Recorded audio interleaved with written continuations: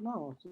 Hola, muy buenas tardes a todos. Bienvenidos a su programa Acción. Esta tarde tenemos como invitado a Alfredo Rico, experto en marketing político, con el tema Elecciones 2021. ¿Cómo serán las estrategias de comunicación en tiempos de pandemia? Gran tema. Muy buenas tardes. Bienvenidos a todos. Vamos a dar unos minutitos para comenzar.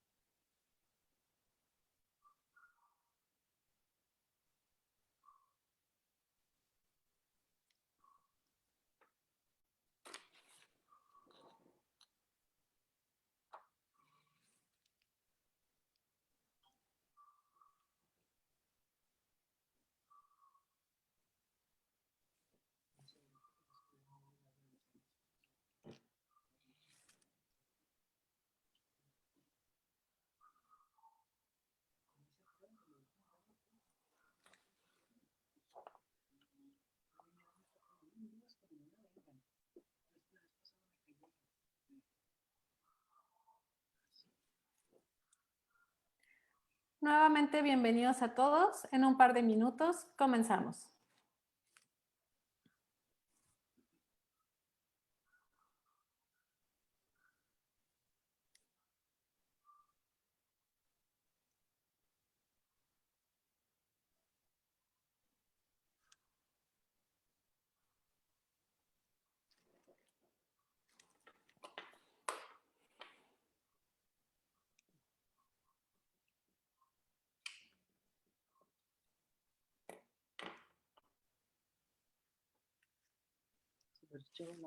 A lo de las camisas.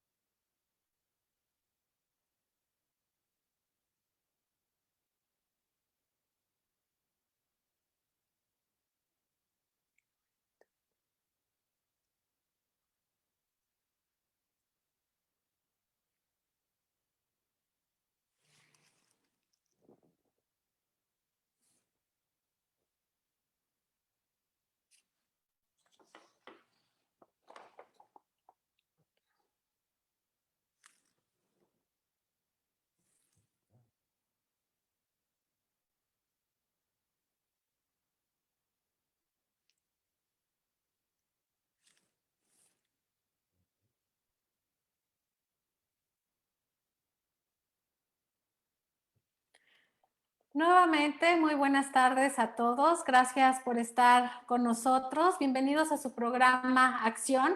Esta tarde tenemos como invitado a Alfredo Rico. Él es experto en marketing político con el tema Elecciones 2021. ¿Cómo serán las estrategias de comunicación en tiempos de pandemia? Gran tema, muy interesante. Muchas gracias, Alfredo, por estar con nosotros esta tarde. Y bueno, pues recordarles que el programa Acción de Axi Research tiene como objetivo conectar a nuestra comunidad y con compromiso social llevar información y temas de interés cada semana, como es esta tarde. Todos los miércoles a las 6 de la tarde tenemos a diferentes expertos con temas que nos aportan su conocimiento. Y bueno, pues me voy a permitir presentar a nuestro invitado y nuestro experto de esta tarde. Bueno, él es Alfredo Rico Chávez.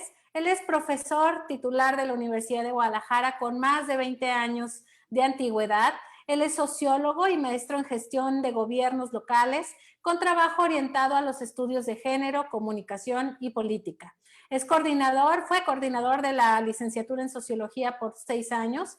Ha impartido cursos en diferentes carreras y más de 30 ponencias en diferentes instituciones, con más de 30 publicaciones en libros y revistas especializadas, con reconocimiento nacional, además de decenas de artículos de prensa y entrevistas.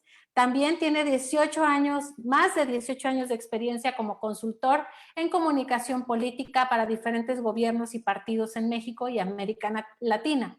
Como parte de Heurística Comunicación, la agencia mexicana más premiada en los últimos años, con más de 100 galardones en las competencias más importantes, tanto de Estados Unidos, y bueno, pues ha ganado Reed International Awards, Napolitan Awards, Poly Awards, Reed Latino, entre otros. Su trabajo se ha desarrollado en instituciones como la Universidad de Guadalajara, gobiernos locales como los de Guadalajara, Puerto Vallarta, entre otros, para diferentes gobiernos estatales, así como para la Cámara de Diputados Federal.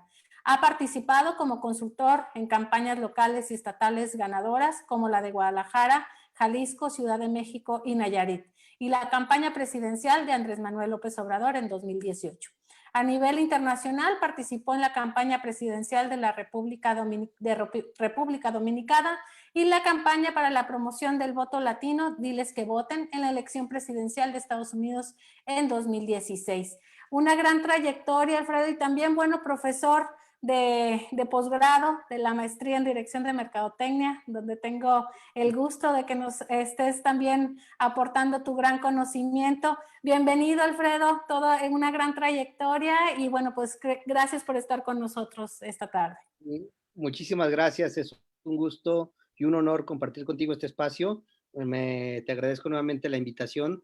Me siento afortunado, finalmente es una trayectoria que se ha construido como la de todos a partir de lo que nos rodea, ¿no? Y personas como tú y otros compañeros que a lo largo de este camino me han acompañado, pues me han ayudado a aparecer ahí donde me he sentido muy a gusto haciendo las cosas que me gustan, las cosas que me apasionan, ¿no? Y ahora, pues una más, compartir este espacio contigo, hablar de este tema que me parece que es muy relevante para el futuro de todos, ¿no? Claro que sí, pues muchísimas gracias nuevamente y recordarles a los que nos están viendo en vivo que pueden hacerle sus preguntas a Alfredo y yo las iré leyendo, se las iré pasando conforme se hace su presentación y su exposición durante esta charla de esta tarde. Pues adelante, Alfredo, tú me dirás si deseas que comparta la presentación o quieres iniciar. Si gustas, comenzamos con la primera diapositiva. Me parece que la primera pregunta que tenemos que plantearnos en este proceso, ya que comenzó formalmente, que ahora se encuentra en la etapa de la elección de los candidatos por parte de los partidos de manera interna, estamos en lo que se conoce como las precampañas, ¿no? Y digamos, preparando todas las armas para en los próximos semanas, los próximos meses, ver una contienda que va a tener mucho sabor, ¿no? Lo primero que habría que preguntarse es qué está en juego, ¿no? El INE dice que se trata de la elección más grande de la historia. Me parece, desde mi punto de vista, que es la continuación de la campaña más larga de la historia, ¿no? Una campaña que si nos ponemos estrictos comenzó desde las aspiraciones de Andrés Manuel López Obrador, el hoy presidente, hace 18 años, ¿no? Que ha estado en constante campaña. Él no ha sido el actor todo el tiempo. Sin embargo, en 2018 ya, para verlo en un contexto más inmediato, hace ya 3 años que comenzó la campaña presidencial, la más, digamos, la de mayor participación en la historia, un presidente con un triunfo de más de 30 millones de votos, que es un triunfo contundente. Pareciera que hasta hoy, 27 de enero, seguimos en la misma campaña, ¿no? el tono del debate público, de la conversación, sigue estando en el mismo tono de la polarización y digamos, el odio como el centro del debate nacional, desafortunadamente. A mí me parece que hay un responsable ahí fundamental o principal de que sigamos en este tono del debate público. No estamos hablando ya necesario directamente de los problemas del país, sino estamos hablando todavía de esta lógica del proyecto alternativo de nación o de la famosa 4T, y que quien más lo fomenta y el más responsable es el presidente, que en lugar de lo que se hubiera esperado una vez que hubiera llegado al triunfo, era llamar a la concordia, al diálogo y a la reconciliación. Él ha mantenido este tono, ¿no? Entonces, él ha mantenido el tono de polarización y los demás actores, los demás partidos le han seguido el juego, ¿no? Entonces, parece que hay una prolongación de esa campaña y por eso para mí es la campaña más larga en la historia del país, ¿no? Pero ya en concreto, ¿por qué se habla de la elección más grande? Están en juego, como nunca antes, con esta lógica de empatar los procesos electorales de los gobiernos locales, de las entidades federativas. Están en juego más de 21,000 cargos de elección popular, entre ellos 300 diputados que se elegirán de manera directa en los 300 distritos del país, más los 200 plurinominales que también son como resultado de este proceso de elección. Por primera vez, 15 gobernaturas empataron. Hay varios, si recordamos, la famosa Ley Bonilla en Baja California, el caso de Nayarit, que acortaron sus periodos de gobierno para empatar en este año la elección de sus gobernadores, ¿no? Entonces, en este 2021 se van a elegir 15 gobernadores. Están en juego más de 1,900 presidencias municipales con sus respectivos regidores, que ahí es donde se llega a la casi maravillosa cifra de los 21,000 cargos en disputa, y están también en juego los 30 congresos locales del país. Entonces, me parece que este ejercicio es muy importante de tratar de compactar los procesos electorales en el mismo año para que no haya tanto despilfarro, tanto gasto en la logística de las elecciones, ¿no? Eso es lo que está en juego, son todos estos cargos y que además estamos hablando de un gasto de más de 7,200 millones de pesos en esta elección. O sea, imagínate, es cercano a lo que se gasta la mitad del presupuesto de la Universidad de Guadalajara, por decir un dato. O sea, es una cifra estratosférica, ¿no? Me parece que más allá de los números, y volviendo a este tema de la polarización que se ha planteado desde la Presidencia de la República, están en juego dos proyectos distintos de nación, o aparentes dos proyectos distintos, visiones de lo que tendría que ser el futuro del país, aunque hay muchas opiniones y una discusión muy amplia que no es tan así. Hay quien habla de restauración, hay quien habla del regreso del viejo PRI con el gobierno de Morena. Hay un debate muy grande, pero lo que sí está más o menos evidente es que está en disputa el proyecto de la cuarta transformación de Morena y el presidente de la República, y el proyecto de regreso de los que ellos llaman los viejos actores, y los que hoy plantean un debate en el que nos hablan de que Morena no sabe cómo gobernar, y que al contrario está llevando al despañadero al país, ¿no? Estos son, digamos, los discursos centrales, y me gustaría, si tengo la posibilidad de ver los 3 spots que están ahorita circulando en la pauta del INE, para que veamos el tono con el que está discutiendo, ¿no? Así es. ¿Cuál gustas que ponga primero? Cualquiera de los, si quieres primero el de Morena, que es un spot muy, muy fuerte y muy interesante, que de hecho fue cancelado por el INE durante un momento, ¿no? Muy ¿Quieres bien. empezamos con ese?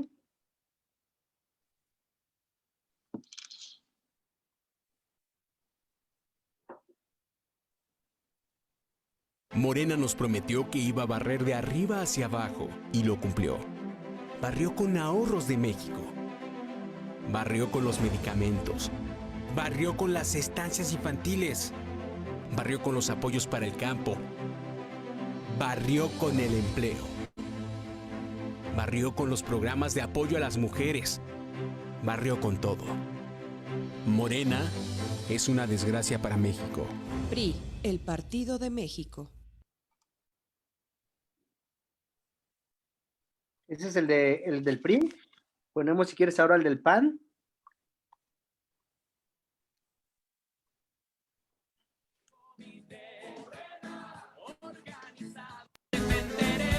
Con Morena, México pasó de estar mal a Luisa estar María, peor. alcalde Peor Luján, en a economía, veces llamada como Ay, la seguridad y perdón, Morena. están, Sí hay- están Llegó la hora de saliendo los corregir dos, esto. perdón. Tienes razón si piensas que las cosas... Ahí va. Con Morena, México de estar mal a estar peor. Peor en economía, seguridad y salud. Llegó la hora de corregir esto. Tienes razón si piensas que las cosas no van bien. Cifra récord en el mundo de muertes por COVID. Empresas cerrando y dejando el país. El desempleo aumentando. Inseguridad descontrolada. México necesita una visión moderna e innovadora. Piensa azul. Cambiemos hacia el futuro. Únete a Acción por México. Partido Acción Nacional. Sí. Con Morena pasó de estar mal a estar peor. Peor Si en nos economía. detenemos un poco en ese, si nos detenemos un poco, lo que vemos es una clara, digamos, señalamiento hacia lo que ha hecho el presidente y su partido al frente del país en estos 2 años, ¿no? Hay un señalamiento de que no ha sabido dirigir el rumbo del país, de que ha habido improvisación en cómo toma las decisiones y de que ha generado un costo muy alto en la administración pública que afecta directamente a los mexicanos. Es la misma narrativa, es el mismo argumento que se vino planteando desde las campañas en 2018, ¿no? En donde se hablaba que nos iba a ir peor con Andrés Manuel, que nos iba a ir peor con Morena, y ellos han seguido en este argumento y en esta narrativa. Y por su lado, lo que plantea el partido del presidente, si lo observamos, y podemos poner este último spot, para que vean el tono también del debate que está, ¿no? Durante décadas, México sufrió una grave enfermedad, un tumor maligno llamado PRIAN, que saqueaba al país. Se alternaba el poder y fingían competir entre ellos. Hoy finalmente se quitan la máscara y se unen en una perversa alianza electoral. A ellos los une la corrupción, la ambición y el miedo de seguir perdiendo el poder. No permitas que se salgan con la suya. Extirpemos el tumor de México. Morena. Bueno, si vemos, me parece que esto es muy importante para poder entender lo que ocurrirá en las próximas semanas. Este es el tono, o estos son los términos del debate en el que nos enfrentamos. La realidad es que la ventaja que plantean las propias encuestas, hablando de un presidente con una gran popularidad, ¿no? Y que se mantiene en campaña las mañaneras, aunque las quieran disfrazar de otra cosa, es la reivindicación, es la justificación permanente del proyecto del presidente, que pareciera un poco una actividad natural en un país democrático. Sin embargo, bueno, la amplia cobertura que tiene el presidente le ayuda a posicionar esta narrativa, esta idea de la lucha contra la corrupción a favor de los pobres, ¿no? Y además evidencia dentro de lo que se ha ocurrido en los últimos meses o en los 2 años que llevan de gobierno, una gran improvisación en temas que son muy importantes. El más claro, me parece, es el que tiene que ver con el tema de la seguridad, que las estadísticas nos hablan de que estamos en una situación muy complicada, en una situación, diría yo, crítica, y que tiene además este proyecto de la 4T un elemento que hay que ponerle mucha atención y habría que ver la transferencia del voto, cómo se va a dar del presidente a los candidatos de Morena, es que no tienen buenos candidatos. Si uno voltea a ver a lo largo y ancho de todo el país, son pocos los personajes que van a estar en la boleta por parte de Morena, ya sea como candidatos a diputados, como candidatos a gobernadores o presidentes municipales, que no tienen un perfil muy alto y que no se acercan demasiado a lo que plantea el discurso y la narrativa del presidente. Sin embargo, del otro lado tenemos, y el tono de los 2 spots, tanto como el del PRI y el PAN, nos hablan que se encuentran en una misma línea discursiva, en una misma narrativa.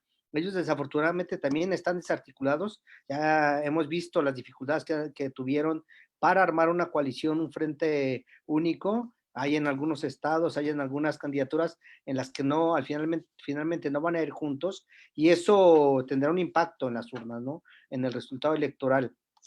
Parece que más que, bueno, yo digo que van sin rumbo y más que ir sin rumbo, van detrás de lo que el presidente de la República le está planteando en los términos del debate, ¿no? Lo que hacen cotidianamente es responder a lo que el presidente plantea todas las mañanas, y eso en cualquier estrategia que puedas ver, ir detrás del discurso de otro es una mala señal, ¿no? No están generando su propia narrativa, no están marcando ellos los términos del debate, están marcando la pauta de la conversación pública, ¿no? Y bueno, lo que tienen también hay que tomarlo en cuenta es que vienen de un fuerte desprestigio de gobiernos en donde no tuvieron muy buenos resultados y que además fue la consecuencia de que hubieran perdido la presidencia hace 2 años, ¿no? En la elección de 2018. Si quieres, nos vamos a la siguiente. Hay que ver el tamaño del padrón que está con las posibilidades de participar en esta elección, y efectivamente son cerca de 5 millones de votantes más que hace 3 años, ¿no? Estamos hablando de más de 93 millones de votantes en el padrón electoral, estamos hablando de 3.5 millones de nuevos votantes, es decir, de jóvenes que no votaron en la elección de 2018 y que lo harán por primera vez, y el segmento de los jóvenes sigue siendo mayoritario, ¿no? Ellos van a ser determinantes en este proceso electoral, hay que tomarlo en cuenta, ¿no? Eso es lo que está en juego. 93 millones de mexicanos con la posibilidad de decidir el futuro de la patria, en donde la acción más importante para la narrativa nacional tiene que ver con la renovación del Congreso, si Morena es capaz o no de mantener la mayoría calificada como la tiene ahora, o si la oposición es capaz de equilibrar este espacio, que sin dudas de lograrlo pondría en predicamentos muchas de las decisiones que hoy el presidente puede tomar con toda comodidad, ¿no? Eso es lo que me parece que está en juego. Así que le damos a la siguiente. Hay un factor que tenemos que tomar en cuenta para este proceso electoral, ¿no? Y que es la pandemia. Hay quien ha planteado que aparecen nuevos problemas, ¿no? A mí me parece que lo que ha ocurrido o está ocurriendo es que se han agudizado y se han hecho más evidentes los problemas que vive el país con este tema de la pandemia, ¿no? Desafortunadamente, las cifras son devastadoras, la situación que ha vivido, incluso al grado seguramente de no ser por la pandemia, esta conversación, Paula, tú y yo la estaríamos teniendo cara a cara en un mismo espacio, ¿no? Hoy, por esta situación, tenemos que hacerlo a esta distancia y estamos aprendiendo a vivir con eso. Pero ¿qué se evidencia con la pandemia? Y son temas que los partidos o los actores van a estar obligados a responder y a poner en la conversación. Uno es el colapso o el cercano colapso del sistema de salud, que no es un problema de los últimos 2 años, es un problema que venimos acarreando de muchas décadas y que desafortunadamente llegan esas condiciones a enfrentar esta pandemia, la crisis del seguro social, todas estas cosas se están reflejando hoy con este problema o con esta pandemia. Estamos evidenciando la cultura de la irresponsabilidad, yo le pondría con ese nombre, la cultura de la responsabilidad de la mayoría de nosotros, que no hemos sido capaces de seguir reglas que son aparentemente muy sencillas para evitar más contagios, para evitar que haya más muertes por este tema del COVID-19. Y desafortunadamente tenemos estas cifras que son devastadoras y que son escandalosas, ¿no? Tenemos la evidencia también que es un factor que ha influido en los números que se han presentado. Tenemos una sociedad enferma, el tema de la obesidad, la hipertensión, toda una serie de enfermedades crónicas que son factores importantes para que los síntomas y los efectos del COVID se generen. Bueno, ahí están. Esto en materia de salud, pero también, y las cifras son muy evidentes, escandalosas, el tema de la desigualdad se ha agudizado. Nosotros lo hemos vivido en la parte de la educación, que no todos los compañeros, no todos los estudiantes, todos nuestros alumnos tienen la posibilidad de conectarse, ni las nuevas condiciones para conectarse, para tener internet, para tener acceso a las nuevas tecnologías, y eso ha dificultado el proceso educativo, ¿no? Es una muestra, una evidencia de la desigualdad, y eso, dicen los expertos, también va abriendo más la brecha entre los que pocos tienen y los que tienen mucho, ¿no? El problema de la salud mental, se habla de que la siguiente pandemia que va a vivir el mundo va a ser el de la salud mental, los casos de suicidios que han aumentado escandalosamente, el estrés, la ansiedad, la depresión, todas estas enfermedades que en otro momento no tenían mayor relevancia o que los actores públicos le daban una relevancia de segundo nivel, hoy se están poniendo en la primera línea y son un tema de preocupación de muchos gobiernos, no solo en nuestro país, sino en todo el mundo, ¿no? Y estamos acudiendo a lo que hay, muchos llaman una nueva normalidad. Yo con esto que acabo de plantear, yo lo pondría más bien a manera de pregunta, si es una nueva normalidad o es una normalidad al desnudo, ¿no? Evidenciada por esta cultura y por estas condiciones que se han vivido a lo largo de todos estos gobiernos y de todo lo que nosotros mismos hemos fomentado con nuestras prácticas cotidianas, ¿no? Lo primero que se verá afectado en esta campaña, me parece que ya desde 2 procesos anteriores se había ido visualizando, es el problema del territorio, ¿no? Que eso está en la siguiente diapositiva. Ahí vemos que la plaza ya no va a ser el parámetro para saber qué candidato tiene más fuerza o qué candidato tiene que remontar una desventaja. En otro momento, en las épocas gloriosas del PRI, quien llenaba la plaza era quien tenía la posibilidad de ganar, era quien demostraba mayor fuerza.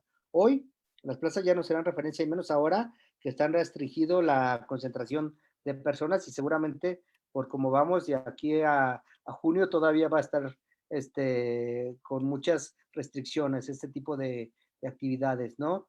La pandemia inhibirá la presencia en las calles, los candidatos, muchos, un poco por estrategia, un poco por el sentido de la responsabilidad, no van a estar en las calles como se hacía en otro momento, no habrá activaciones, no habrá brigada en las esquinas, o lo harán de una manera distinta porque las propias condiciones o de sanitización o de sanidad nos van a obligar a eso, ¿no? Aunque yo creo también, de acuerdo con la competencia, no faltarán los desesperados que por ganar la simpatía, por acercarse con la gente, si salgan a la calle, o muchos por ignorancia, también lo hagan, ¿no? Pero la calle ya no va a ser el centro de la presencia ni de la demostración del músculo, ¿no?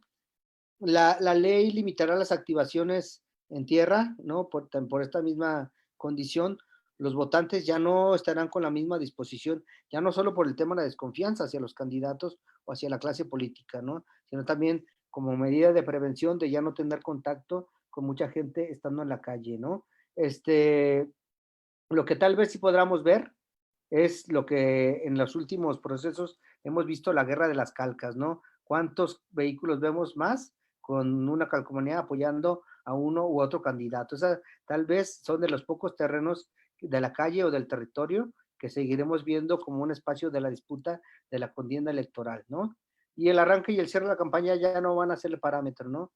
Hace unos procesos todavía mostrar un estadio vacío, una plaza semivacía, era como la evidencia de que alguien no tenía la fuerza necesaria para aspirar al triunfo, ¿no? Hoy estos ya no van a estar en el parámetro. Entonces tendríamos que pensar como este primer elemento a considerar en cómo vamos a vivir estos procesos electorales. Si le damos a la siguiente, me parece que el terreno, que ya se ha venido viendo cada vez con mayor fuerza, los medios digitales, ¿no? Las benditas redes sociales van a ser el próximo campo de batalla. Y ahora sí que por la tendencia de que todo el mundo estamos en las redes, pero también por la exigencia de la pandemia, esta combinación de elementos nos van a llevar a que sean las redes el campo de batalla en donde libremos esta elección de 2021, ¿no? Tenemos en la siguiente diapositiva, son, de acuerdo con diferentes fuentes, aproximadamente 89 millones de usuarios, es decir, casi la misma cantidad de votantes que habrá en la elección. Recuerden que dijimos que son arriba de 93 millones, en las redes sociales ya somos 89 millones de usuarios, ¿no? En un promedio de 4 redes por cada usuario, es decir, entre Facebook, Twitter, WhatsApp, etcétera, tenemos que estos 89 millones estamos conectados a través de diferentes vías. Hay 114 millones de celulares, ¿no? Mucho más cantidad de los usuarios de redes sociales y mucha más cantidad de lo que son los votantes, ¿no? De las redes sociales ha habido un giro todavía, me parece que en 2012 Twitter y Facebook eran las redes dominantes, es donde había mayor presencia. Hoy no, hoy las de mayor participación es el YouTube, cada vez como una red social más reconocida y más posicionada. Facebook se mantiene, es de las fuertes, ahí estamos todos, ahí estamos las viejas generaciones y las nuevas generaciones, los nuevos votantes. Está el WhatsApp, que en esta también estamos la mayoría, ¿no? Pero ya vienen, bueno, Twitter que viene a la baja, o sea, de ser la primera o segunda, ya es como la quinta o sexta. Ahora está Instagram, que es una red que ha crecido mucho en los últimos años, y ahí están sobre todo los jóvenes, ¿no? Que ya comenzaron a migrar a otra red que es muy importante, que es TikTok, ¿no? Que ahí están los más chavos, que nosotros llegamos, los adultos llegamos a Facebook, donde están los chavos, y migraron a Snapchat, ¿no? Esa no les funcionó, se van a Instagram, los empezamos a seguir a Instagram, y ellos ya empiezan a correr de ahí, y ya están yendo a TikTok, ¿no? Seguramente en cuanto los empezamos a invadir, se van a inventar una nueva red, y las nuevas generaciones van a estar generando sus propios espacios, que tienen su propio lenguaje, que tienen su propia forma de comunicarse y de generar la conversación, y a la que los políticos y la clase política todavía no se ha adaptado, ¿no? Estamos hablando de que ya es prácticamente una jornada electoral el tiempo que en promedio pasa una persona en el internet, que son más de 8 horas, contra 3 horas que se pasa, poquito más de 3 horas que se pasa frente al televisor, y menos de 2 horas que se está frente al radio, que eran las dos grandes medios que todavía hace 10 años eran los medios a través de los cuales los candidatos y los partidos se contactan con la gente. Sin embargo, no perdamos de vista, para esta elección los partidos van a tener 35 millones de spots de 30 segundos, ¿no? Para promover sus candidaturas, o sea, nos van a invadir, ya sea por la televisión y la radio, ya sea por el internet, que ahí vamos a encontrar una serie de temas. Si quieres, le damos a la siguiente. ¿Qué está pasando en los medios digitales? Bueno, insisto, van a ser la red dominante de la escena electoral. La contienda y el debate será en la red, es decir, la mayoría de los temas que se pongan en la agenda y en el debate público van a surgir desde las redes, ¿no? Vivieron la más grande saturación de candidatos en las redes, sobre todo por un problema legal ahí que vamos a platicar más adelante. Va a haber una sobresaturación y vamos a ver qué efecto tiene esto entre los votantes y los electores, particularmente con los nuevos votantes y los votantes jóvenes, ¿no? Desafortunadamente, por cómo va la dinámica en este momento, la mayoría de los candidatos no estarán en las nuevas redes sociales, y estoy hablando particularmente de Instagram, un poco en TikTok, porque además todavía los candidatos no saben generar material, piezas de comunicación que vayan dirigidas con el tono y la forma de comunicar de estas plataformas, ¿no? En Facebook, más o menos, en Twitter ya más o menos se han ido adaptando, nos hemos ido adaptando a esas redes, sin embargo, todavía no terminamos de encajar, y todavía no terminamos de encajar, y ya nos están pidiendo ir a otras, ¿no? Estos videos que son rapidísimos de 15 segundos, que hay poco discurso, donde juega más la imagen, donde juega más la música, son piezas que todavía los candidatos y los partidos no han aprendido a manejar, y bueno, se van a enfrentar a esa dificultad, ¿no?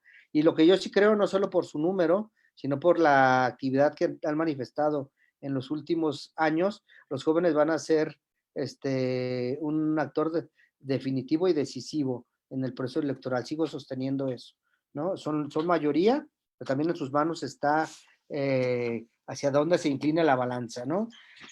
El otro factor en la siguiente diapositiva, que va a ser muy importante, las fake news y el contraste, ¿no? Ya vimos el tono del debate entre los partidos es de mucho contraste, y eso yo no lo veo mal, ¿no? Que se señale qué representa cada uno, cuál es la posición de cada uno respecto a los problemas del país o de la historia y de los proyectos de país.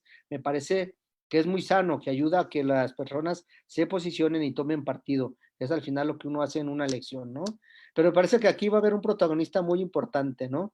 Los memes, ¿no? Todo lo que es meme, para bien y para mal, es lo que va a estar en la conversación, no solo de la elección, ¿no? Sino que es el protagonista de toda la conversación, de la mayoría de la conversación que tenemos a través de los dispositivos, que ya vimos que son 114 millones de dispositivos a través de los cuales se puede llegar, ¿no? Si no estás en las redes, si no eres un meme, todavía no eres famoso, ¿no? Y más allá de que los memes y las coyunturas sean efímeras y sean pasajeras, ¿listos? Sí, todavía no están todos, pero ahorita los regresamos. No sé si quieras, perdón, Alfredo, volver a platicar esta diapositiva, que creo que aquí fue donde se cortó la señal. Uh-huh.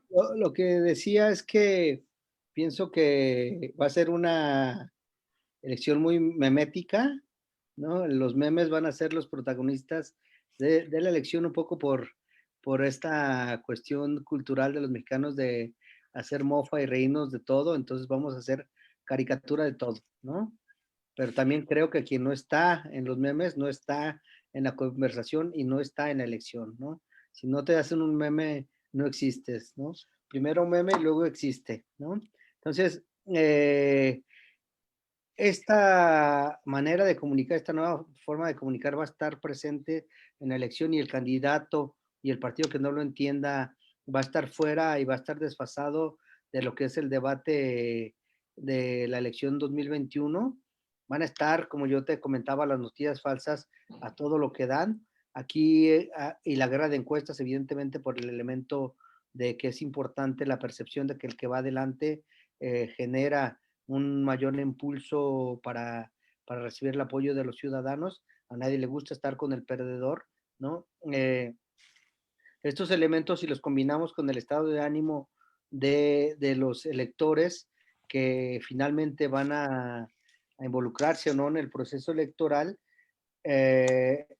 va a depender de qué tanto los saturemos, y va a depender también de esta capacidad que tengamos de la que yo llamo la idiosincrasia nacional, de discernir o no de este debate que nos va a meter noticias para distraer la atención, para desviarnos de lo importante y de lo fundamental que es el debate público de los problemas de México, ¿no?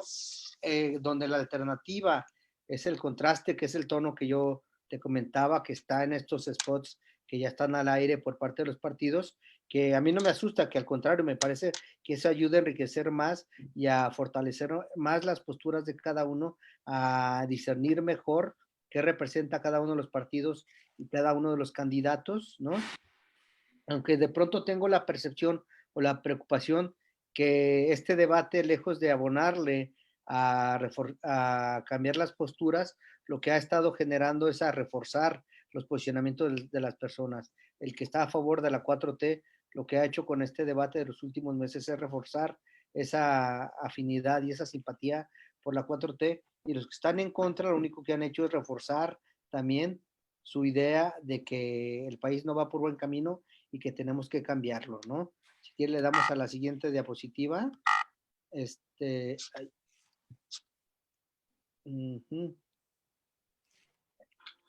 Hay un tema aquí que me parece muy importante y que ha sido la tentación de los candidatos y de los partidos en las últimas elecciones como consecuencia de una formulación, me parece, deficiente de lo que es la ley electoral, ¿no? Todo el mundo intenta sacarle la vuelta a este exceso de regulación. Lo único que ha fomentado, lo he dicho en diferentes espacios, es la simulación, ¿no? Ahora con el tema de la pandemia y las dificultades de trabajar el territorio, lo van a agudizar todavía más, los vacíos y las lagunas de la ley, que sobre todo ocurre en el terreno de los medios digitales, van a abonar a esta simulación, o pueden abonar a esta simulación, ¿no? A hacer gastos a través de ciertas vías para que no te los carguen en las cuentas de lo que tienes que rendir al INE, al tratar de buscar publicidad encubierta, las famosas notas de promocional que son en realidad una entrevista para posicionar una serie de mensajes tuyos, aunque aparezcan en formato de noticia, ¿no? El papel de los medios y los comunicadores me parece que nunca como ahora va a ser fundamental, ¿no? Y eso sí que, como una paradoja, habría que agradecerle al presidente. Por primera vez, no todos los medios están alineados a lo que se dicta desde Palacio Nacional.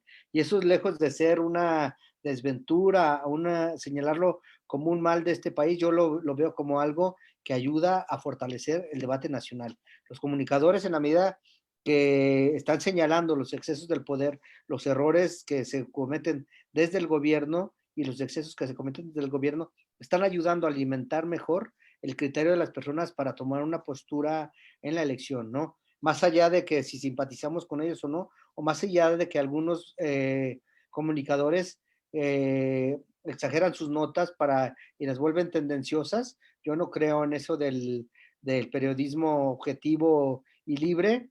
Yo sí creo que los periodistas deben tener una ética mínima que deben de cuidar y que deben de sustentar cuando dan a conocer una noticia que debe estar sustentada en la realidad, pero de que tomen partida, me parece que es un derecho legítimo de cualquiera, ¿no?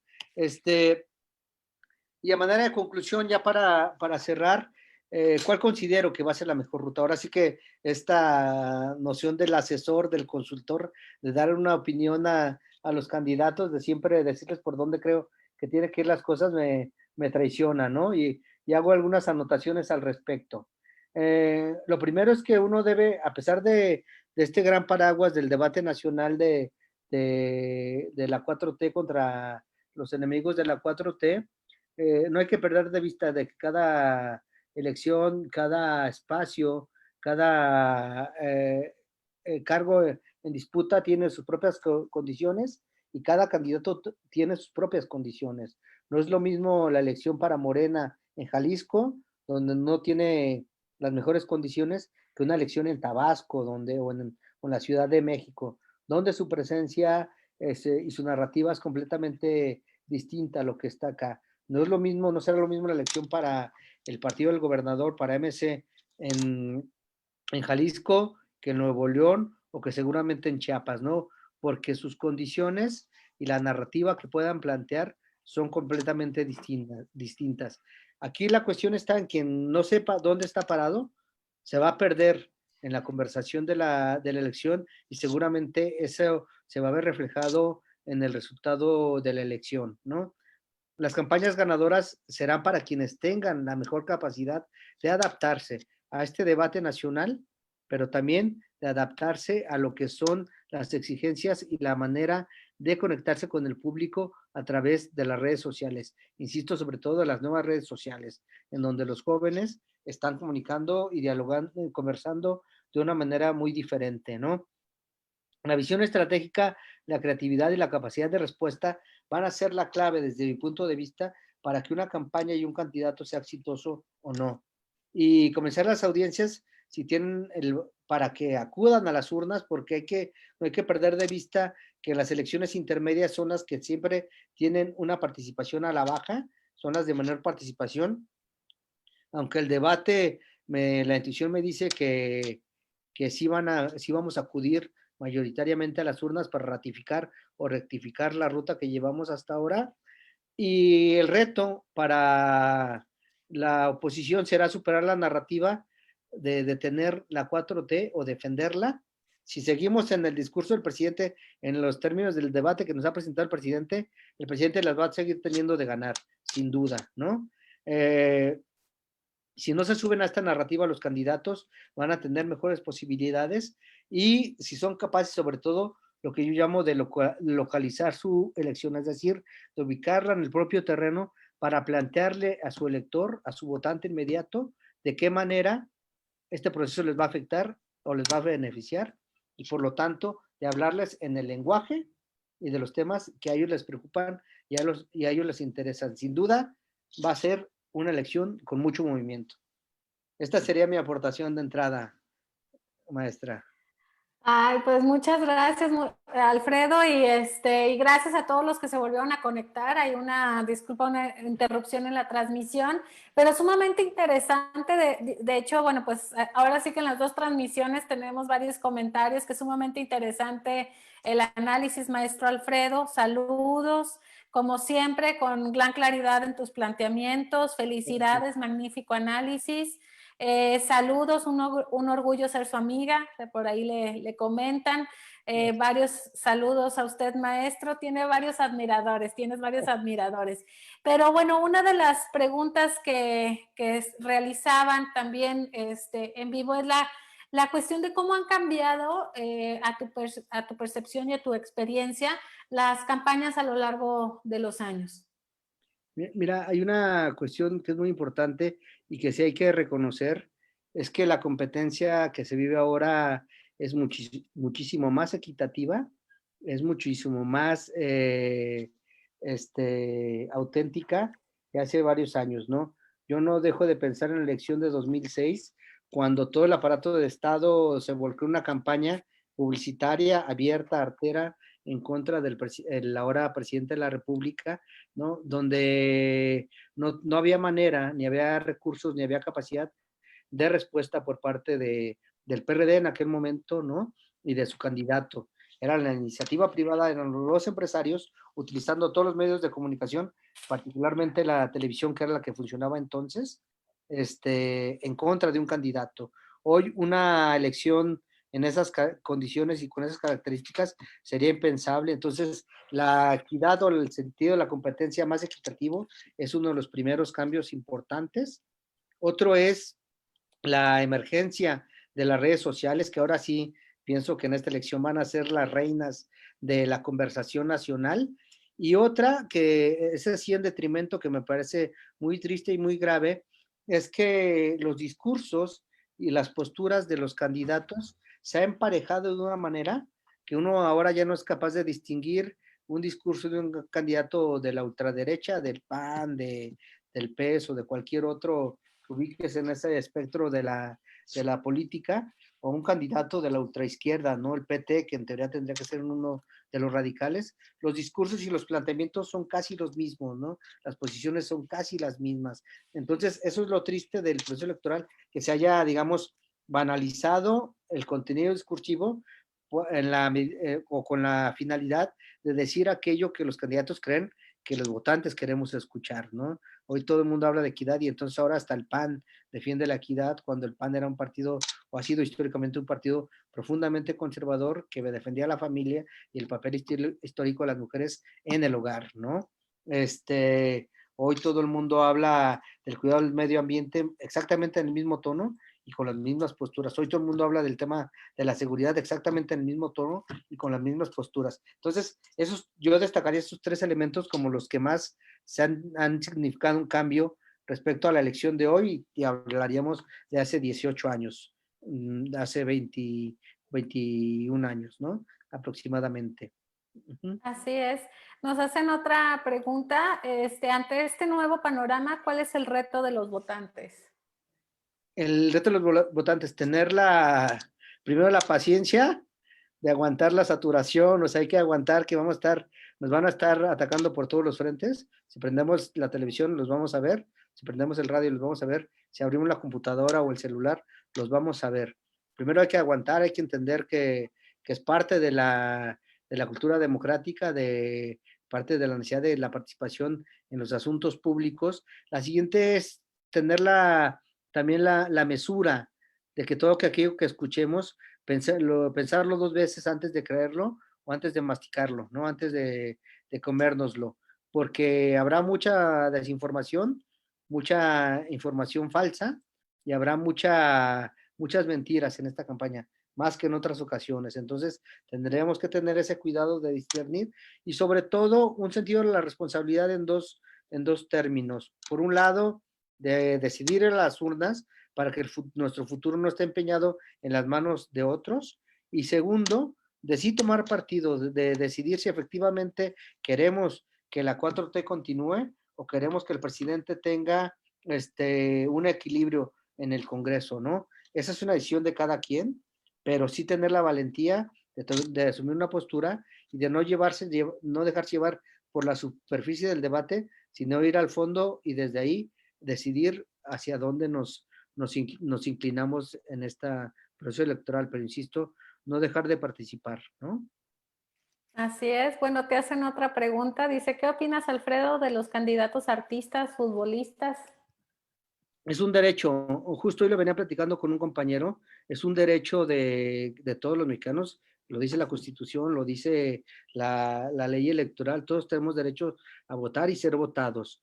Lo que sí, y si se van a aprovechar de su fama para ganar cierta simpatía, cierto posicionamiento y convencer a los electores, es legítimo.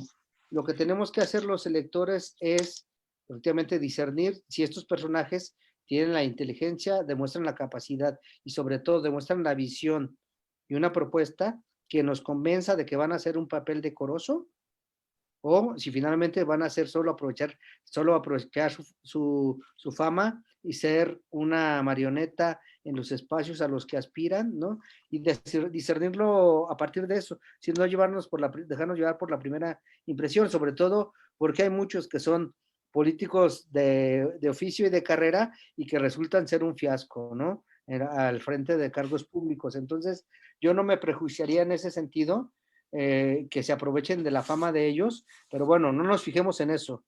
Yo pongo la metáfora de Maradona, ¿no? A mí no me preocupa que Maradona fuera un drogadicto, a mí me preocupa que Maradona fuera un genio en la cancha, porque me preocupaba Maradona como futbolista, no como persona. Entonces, preocupémonos de los candidatos y de los funcionarios públicos en su responsabilidad pública, no en las otras esferas de su vida, ¿no? Así es. Bueno, otra pregunta que te realizan, dice, ¿el partido en el poder utiliza bots para atacar y promocionar? ¿Crees que se pueda seguir manejando el voto creando tendencias y mentiras en las redes sociales?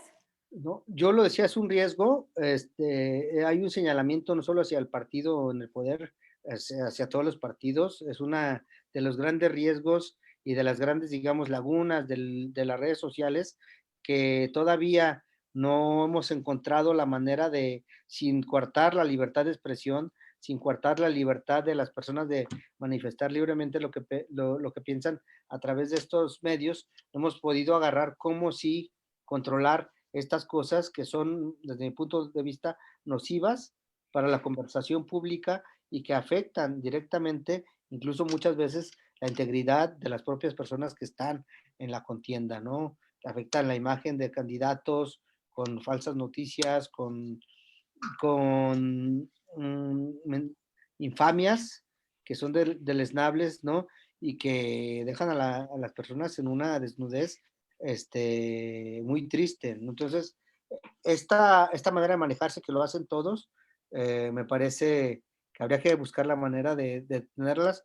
No hay un antídoto, ninguna ley ha funcionado, porque también hay una línea muy delgada entre eso y coartar la libertad de expresión, ¿no? Pero hay que saber identificarlos, los votantes tenemos que tener esa capacidad de identificarlos y no dejarnos llevar por esas tendencias, ¿no? Sino construir un criterio y una opinión propia que se fortalezca con información verídica, objetiva, ¿no? Y enriquecedora. Así es.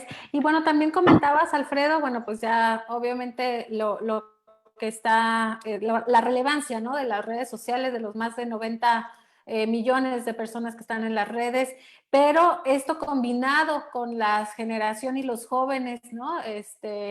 ¿Cómo se maneja, cómo se van a manejar las campañas tomando en cuenta que redes sociales, juventud, es el grueso de la población votante? ¿Cómo crees? ¿Cómo vislumbras esto?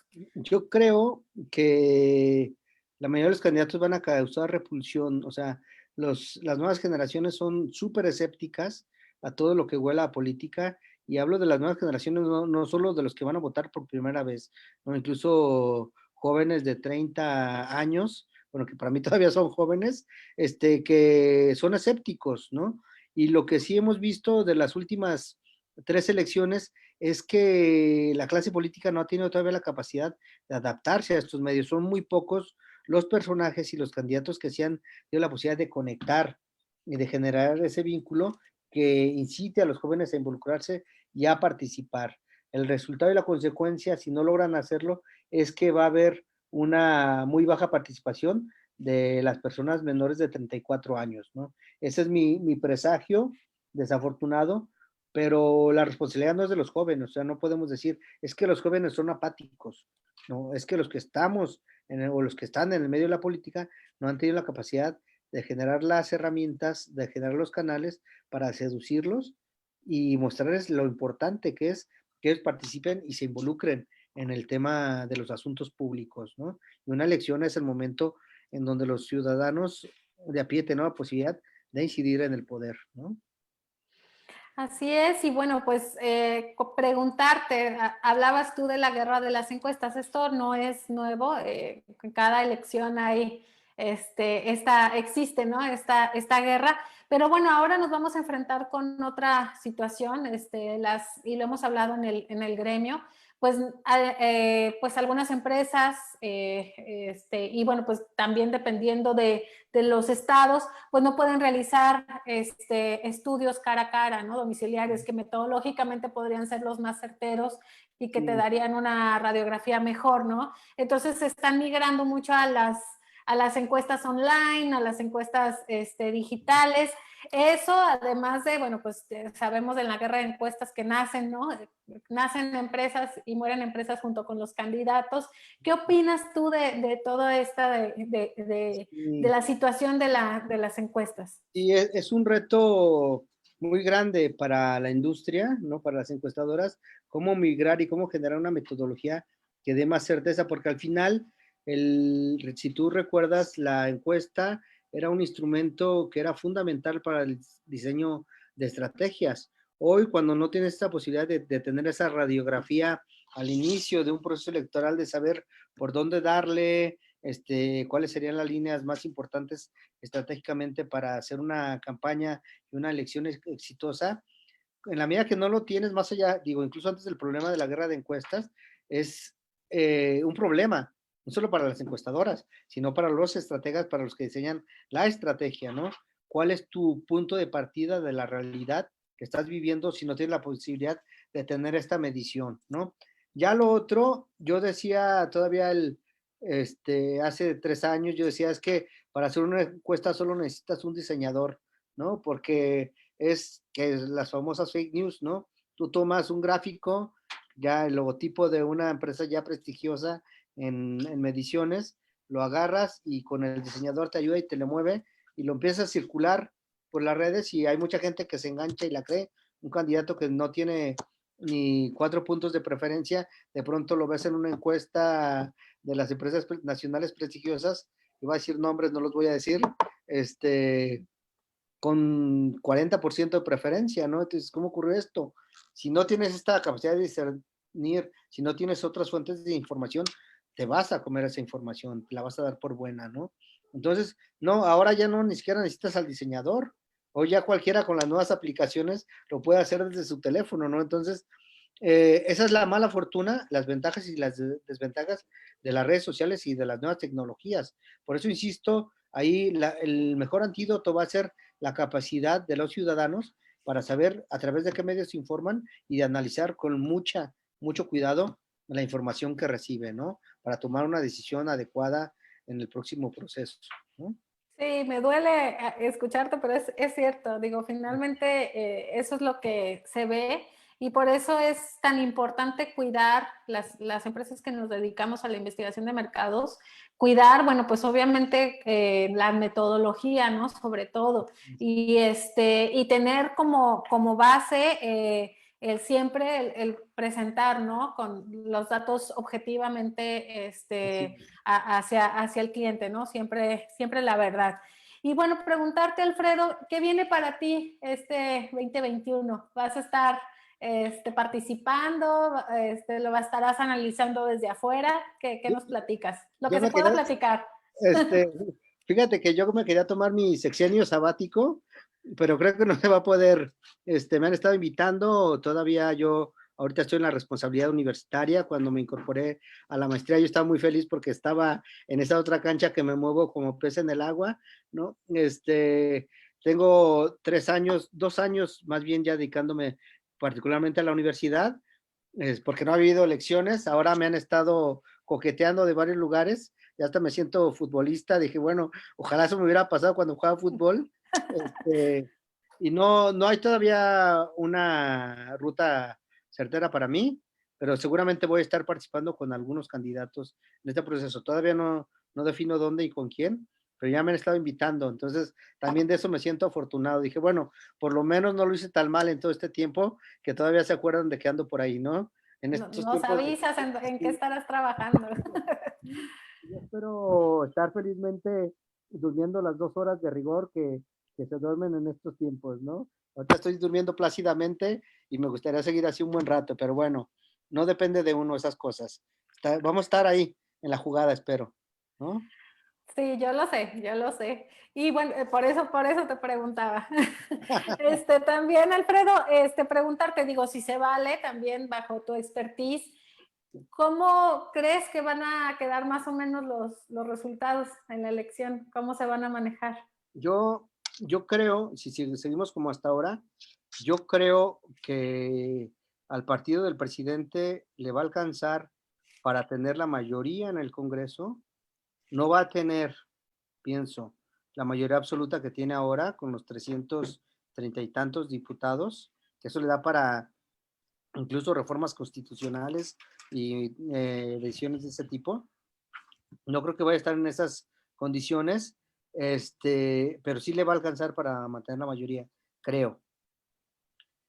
Creo también que en estados como Jalisco, que es uno de interés particular para nosotros, el partido del gobernador la va a tener complicada, pero tiene a su favor que la oposición va diseminada, va separada, y tampoco hay perfiles muy altos enfrente, ¿no? Esa es una de las desventajas de Morena, que no tiene perfiles muy altos, ¿no? Pero bueno, el cobijo del presidente, y si insisto, seguimos todos detrás del debate que nos va marcando, él va a seguir yendo hacia adelante, ¿no? Aquí en Jalisco, el MC, Movimiento Ciudadano, puede mantener mayoría, no sé qué tanta, pero creo que tiene condiciones para mantener mayoría. Sí, solo sí se activan y aprovechan este vacío de liderazgos que tiene la oposición, ¿no? Yo así veo el escenario. Creo que habrá algunas reelecciones, en el caso de Guadalajara, creo que puede haber ahí una reelección, o insisto, porque enfrente no hay alguien que haga un verdadero contrapeso, ¿no? Esa es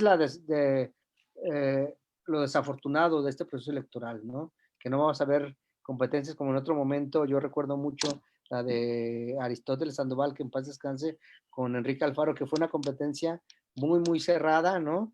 Y que le dio mucho sabor a la elección, ¿no? Hoy no estamos viendo una elección en esos términos, ni en ese tono, ¿no? Pero creo que por ahí va a ir la elección. El presidente mantiene la mayoría. Y bueno, Alfredo, preguntarte ya de las dos preguntas finales nada más. Al momento de las elecciones, con esta situación de la pandemia, ¿consideras o ves que se vaya a plantear un escenario distinto para acudir a las urnas, que vayan a hacer alguna estrategia diferente? Se está planteando, hasta donde yo leí o he leído, hay 10 estados que ya están buscando el escenario del voto electrónico y del voto a distancia, ¿no? No sé qué tan avanzados vayan en eso, pero creo que va a ser complicado. O sea, ya estamos con la elección prácticamente en las narices. Lo que más bien le apostamos es a que de aquí a entonces ya el tema de la vacuna haya avanzado un poco más y nos dé la posibilidad de ir con menos miedo a las urnas, ¿no? No creo que tengamos condiciones para ni un voto, como es en Estados Unidos, por ejemplo, un voto por correo o un voto virtual, ¿no? Porque todavía no tenemos esa confianza. Venimos con heridas muy fuertes de fraudes electorales en este país, como para darle confianza a las maquinitas y no se nos caiga el sistema, ¿no? Yo le veo muy difícil. Yo más bien, lo que me preocupa es que la gente, si no hay las condiciones, decida, le gane el miedo y no salga a votar. Eso le veo un escenario más posible, ¿no? Hacia eso iba mi pregunta también. ¿Qué tanto crees que merme la participación de los votantes? Yo creo que si no están vacunados los adultos mayores en mayo, va a haber una muy baja participación. O sea, me parece que el tema de la vacuna nos va a dar mucha certeza de recuperar esta confianza, esta certidumbre, ¿no? Si no está, si la estrategia de vacunación falla, muy poca gente va a ir a las urnas, ¿no? Muchos, aunque seamos muy irresponsables y si andemos en la fiesta, ir a la urna sí nos va a dar miedo, ¿no? Tengo esa sensación. Si no resolvemos, la única salida es que bajen los casos y que la cuestión de la vacuna empiece a tener un efecto positivo en la disminución de contagios, ¿no? Si no es así, el miedo nos va a ganar y va a ser una elección con muy baja participación. Sí, así es. Es un presagio negativo, pero lo tengo que decir, ¿no? Sí, sí, sí, coincido totalmente. Y bueno, Alfredo, pues ya se nos fue más de la hora. La verdad es que sumamente interesante. Nos tienes con muchas felicitaciones a tu Gracias. participación y demás. Entonces, de verdad, muchísimas. Pero me queda una pregunta que es la que le hago a todos mis invitados al final, antes de despedir el programa. Y es, bueno, con todo esto que ha pasado, con la contingencia y la pandemia, ¿qué aprendizaje, si nos quieres compartir a nivel personal y bueno, pues a nivel profesional, qué aprendizajes te deja todo esto que hemos estado viviendo? El primero, y que lo hemos debatido mucho aquí con mis compañeros de trabajo, es que ha desnudado nuestra fragilidad con una contundencia apabullante, ¿no? Somos más frágiles de lo que pensábamos, más vulnerables de lo que pensábamos. Ha sacado lo peor de lo que somos. O sea, tú ves a las personas en la calle haciendo cosas irracionales, pero que al final eso somos, también muy irracionales. Pero también hemos visto, y eso me ha sorprendido, y lo he aprendido, de que nunca hay que dejar de esperar algo de las personas, es que mucha gente ha sacado un lado bondadoso que yo no les conocía. Entonces, eso a mí me mantiene la esperanza de que somos una especie que merece la pena estar en este planeta y que la solidaridad y la esperanza del futuro son dos elementos que nos van a ayudar a sostenernos sobre la tierra, ¿no? A no perdernos, a no quebrarnos y a salir adelante de estas situaciones que seguramente cada día van a ser más cotidianas, ¿no? O sea, yo demuestro y aprendo que sí, necesitamos de la solidaridad más que nunca para que la humanidad sobreviva, para que nuestra familia se mantenga, ¿no? Así es.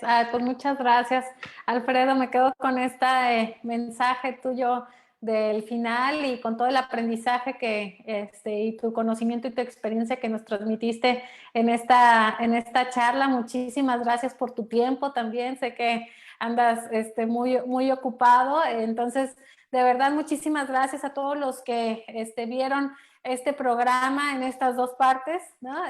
Los que se conectaron. Y bueno, los que van a ver seguramente en reproducciones posteriores el programa, muchísimas gracias por estar con nosotros y recordarles que el programa Acción es cada miércoles. El próximo miércoles tendremos a Alejandro Campos, experto en emprendimiento, que bueno, pues nos hablará en específico sobre ese tema. Y bueno, pues darte nuevamente las gracias, Alfredo, por tu tiempo, por todo tu conocimiento y todo lo que nos hiciste aprender sobre este tema. Rodrigo, muchas gracias. Una vez más, afortunado de estar contigo. Te mando un abrazo desde acá y espero que muy pronto nos lo demos en persona. Muchísimas gracias. Claro que sí. Muchísimas gracias nuevamente y pues gracias a todos y buenas noches. Hasta luego.